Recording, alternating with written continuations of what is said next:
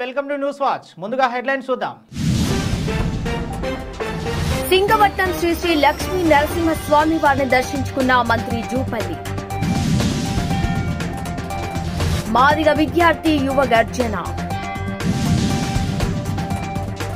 చివరి రోజు ఆటను తొలగించేందుకు విచ్చేసిన మహబూబ్ నగర్ ఎమ్మెల్సీ నాగూర్ కుంట నవీన్ కుమార్ రెడ్డి. జహీరాబాద్ పట్టపగలే దోపిడి దొంగల బీభత్సం. మాదిగలకు అండగా ఉంటారన్న ముఖ్యమంత్రి రేవంత్ అన్న. డాక్టర్ పెరుమండ్ల రామకృష్ణ. సైఫ్ అలీ ఖాన్ దాడి కేసులో ట్విస్ట్, నిందితుడి అరెస్ట్. లోకల్ ఛానల్లో గేమ్ చేంజర్ సినిమా, నిందితుడిని అరెస్టు చేసిన పోలీసులు.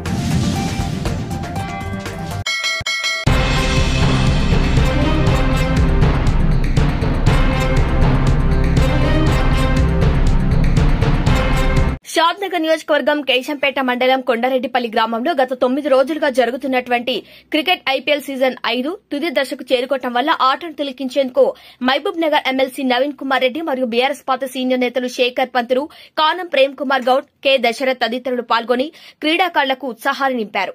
నేను కూడా ఒకప్పుడు క్రీడాకారునని, అలాగే ఏ గ్రామంలో క్రీడలు జరిగినా తన వంతు సాయంగా వారికి బహుమానం అందజేసి వారికి తగిన ప్రోత్సాహకం ఇస్తామని, కేవలం క్రీడలకే కాదు ఎలాంటి అవసరాలు ఉన్నా తన వంతు సహాయ సహకారాలు అందిస్తానని, పార్టీలకు అతీతంగా తాను పనిచేసే నేతనని ఆయన తెలిపారు. అలాగే టీఆర్ఎస్ పార్టీ సీనియర్ నేత శేఖర్ పంతులు మాట్లాడుతూ క్రీడల్లో యువత రాణించాలని, అందరూ ఐక్యతతో సోదర భావంతో మెలగాలని, అలాగే ఎమ్మెల్సీ నవీన్ కుమార్ రెడ్డిని ఎమ్మెల్యేగా చూడాలన్నదే తన ఆకాంక్ష అంటూ ఆయన తెలిపారు.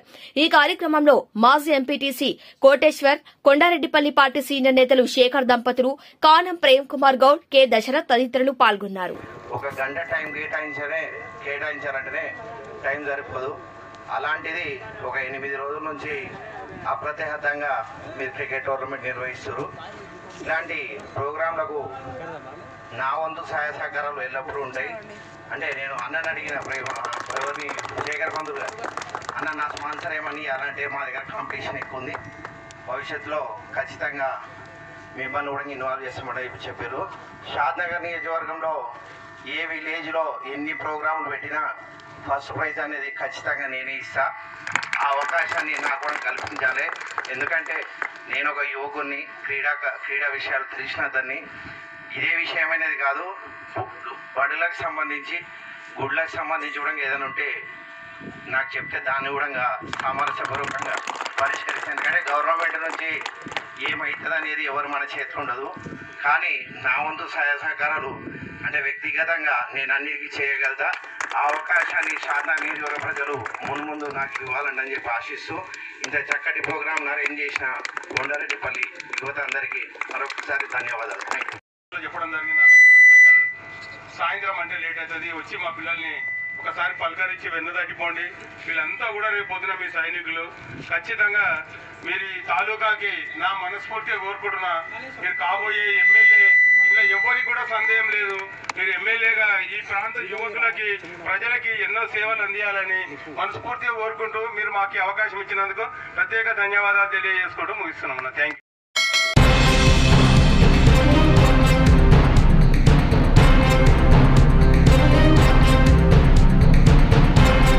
సింగవట్నం శ్రీ శ్రీ లక్ష్మీ నరసింహస్వామి వారి రథోత్సవ సందర్భంగా నేడు స్వామివారిని రాష్ట ఎక్సైజ్ పర్యాటక శాఖ మంత్రి జూపల్లి కృష్ణారావు దర్శించుకుని పూజా కార్యక్రమాలు నిర్వహించారు. జాతర ఏర్పాట్లపై దేవాలయ అధికారులను అడిగి తెలుసుకున్నారు. కేశఖండన, దర్శనం టికెట్లు జారీలో అధికారుల సంతకం లేకుండా టికెట్ల పంపిణీపై దేవస్థాన అధికారులపై మంత్రి జూపల్లి ఆగ్రహం వ్యక్తం చేశారు. భక్తులకు ఎలాంటి ఇబ్బందులు కలగకుండా తగిన జాగ్రత్తలు పాటించాలని వారికి సూచించారు.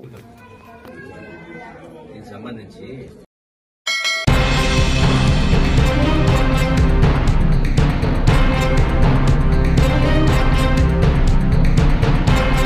కొల్లాపూర్ క్యాంప్ ఆఫీస్ లో పోస్టర్లు విడుదల చేశారు జూపల్లి కృష్ణారావు. ఎక్సైజ్ మరియు సాంస్కృతిక పురావస్తు శాఖ మంత్రి వర్యులు. ఆర్ట్స్ కాలేజీ ఉస్మానియా యూనివర్సిటీలో జరిగే మాదిగ విద్యార్థి యువ గర్జన విజయవంతం చేయాలని, మాదిగల జనాభా నిష్పత్తి ప్రకారం 12% కల్పించాలని డిమాండ్ చేస్తూ బచ్చెలకూర బాలరాజు, వ్యవస్థాపక రాష్ట అధ్యకులు, తెలంగాణ దళిత దండు తెలంగాణ రాష్ట ముఖ్యమంత్రి గౌరవనీయులు శ్రీ రేవంత్ రెడ్డి వెంట నడుద్దాం, ఎస్సీ వర్గీకరణ సాధించుకుందామని పిలుపునిచ్చారు. ఈ కార్యక్రమంలో బీఎస్ఎఫ్ రాష్ట అధ్యకులు Boreli Suresh, Palamuru university JAC chairman Battini Ramu, మాజీ జెడ్పీటీసీ హనుమంతు నాయక్, మాజీ vice chairman market committee Iqbal, senior నాయకులు పెండ్యాల బిచ్చయ్య, కుడికిల్ల మాజీ సర్పంచ్ జ్యోతిరాము, వంగ రాజశేఖర్ గౌడ్, మల్లెల వెంకటస్వామి, తాలూకా అధ్యకుడు, తెలంగాణ దళిత దండు మందాపురం నరసింహ మండల అధ్యకుడు దేవరపాగ రవి, బచ్చెలకూర శివ తదితరులు పాల్గొన్నారు.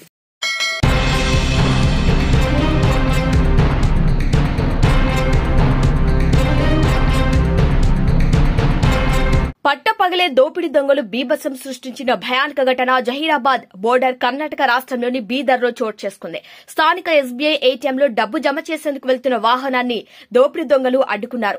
వెంట ఉండే సెక్యూరిటీ సిబ్బందిపై 5 రౌండ్లు కాల్పులు జరిపారు. ఈ ఘటనలో 2 సెక్యూరిటీ గార్డు స్పాట్లోనే ప్రాణాలు కోల్పోయారు. అనంతరం వాహనంలోని నగదు పెట్టెను దొంగలు బైక్పై పెట్టుకుని అక్కడి నుంచి ఉడాయించారు.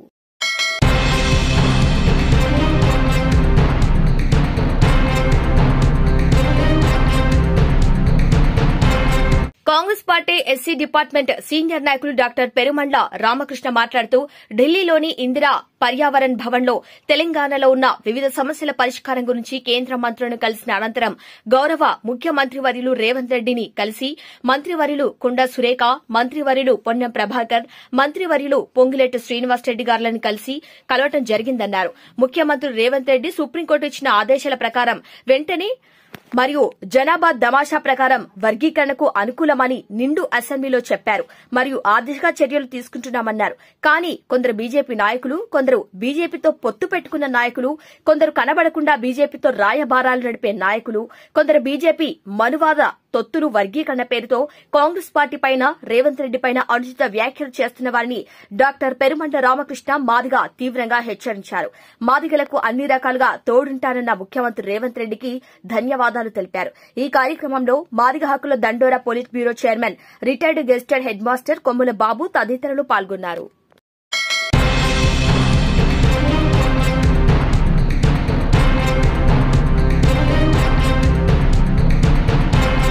సైఫ్ అలీఖాన్ దాడి కేసులో కీలక పరిణామం చోటు చేసుకుంది. ఈ కేసులో నిందితుని ముంబై క్రైమ్ బ్రాంచ్ పోలీసులు అరెస్టు చేసినట్టు సమాచారం. ప్రస్తుతం నిందితుని బంద్రా పోలీస్ స్టేషన్లో ప్రశ్నిస్తున్నారు పోలీసులు. మరోవైపు మహారాష్ట సీఎం ఫడ్నవీస్ ను టార్గెట్ గా చేసుకుని విపక్షాలు విమర్శలు దాడి చేస్తున్నాయి. బాలీవుడ్ స్టార్ పై జరిగిన దాడి ప్రభుత్వ వైఫల్యమని అంటున్నాయి. ఈ నేపథ్యంలో సమాజ్వాదీ పార్టీ అధినేత అఖిలేష్ యాదవ్ ట్వీట్ చేశారు. సినీ కళాకారుల భద్రతపై ప్రభుత్వం భరోసా ఇవ్వాలని అఖిలేష్ డిమాండ్ చేశారు. దాడికి పాల్పడిన వ్యక్తి కోసం నిన్నటి నుంచి ముమ్మరంగా గాలిస్తున్నారు పోలీసులు. సైఫ్ పై దాడికి పాల్పడిన తర్వాత దుండగుడు తొలుత ముంబై లోకల్ ట్రైన్లో వెళ్లినట్టు అంచనా వేస్తున్నారు. ఇక జనవరి 16న అర్ధరాత్రి నిందితుడు సైఫ్ కరీనా కపూర్ ఇంట్లోకి ప్రవేశించాడు. ఆ తర్వాత సైఫ్ చిన్న కుమారుడు జే గదిలోకి వెళ్లి అతన్ని కేర్ టేకర్ అడ్డుకుంది. ఆ సమయంలో ఆమెపై దాడి చేస్తున్న సమయంలోనే మరో గదిలో ఉన్న సైఫ్ బయటకు వచ్చి నిందితుడిని అడ్డుకోబోయాడు. ఈ క్రమంలోనే నిందితుడు సైఫ్ పై కత్తితో దాడి చేయడంతో అతడి శరీరంపై 6 చోట్ల గాయాలయ్యాయి. వెంటనే అప్రమత్తమైన సైఫ్ పెద్ద కొడుకు ఇబ్రహీం అలీఖాన్ తన తండ్రిని ఆటోలో లీలావతి ఆసుపత్రికి తరలించాడు. నిన్న సైఫ్ కి వెన్నెముక ఆపరేషన్ చేసి 2 అంగుళాల కత్తి ముక్కలు తీశారు డాక్టర్లు. ప్రస్తుతం సైఫ్ ఆరోగ్యం నిలకడగా ఉన్నట్లు సమాచారం.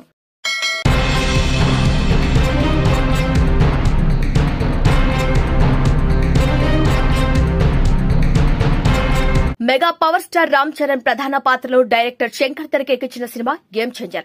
పొలిటికల్ మాస్ యాక్షన్ డ్రామాగా వచ్చిన ఈ సినిమాలో బాలీవుడ్ బ్యూటీ కియారా అద్వానీ కథానాయికగా నటించింది.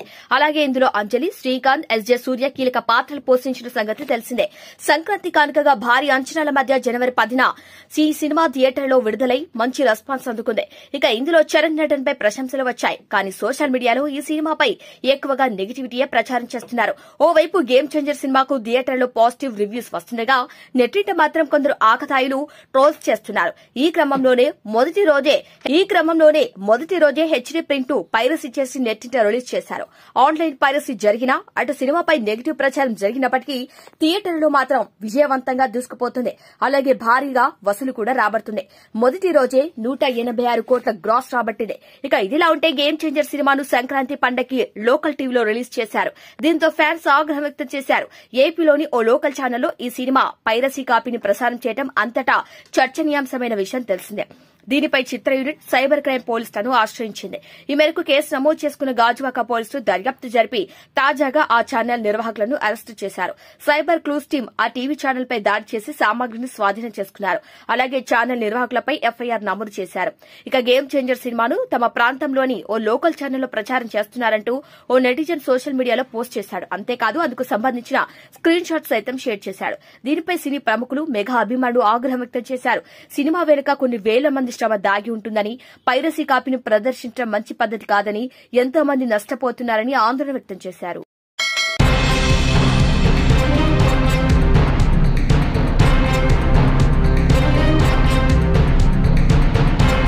బులెటిన్లో హెడ్లైన్స్ మరోసారి చూద్దాం. సింగవట్నం శ్రీ శ్రీ లక్ష్మీ నరసింహస్వామి వారిని దర్శించుకున్న మంత్రి జూపల్లి. మాదిగ విద్యార్థి యువ గర్జన.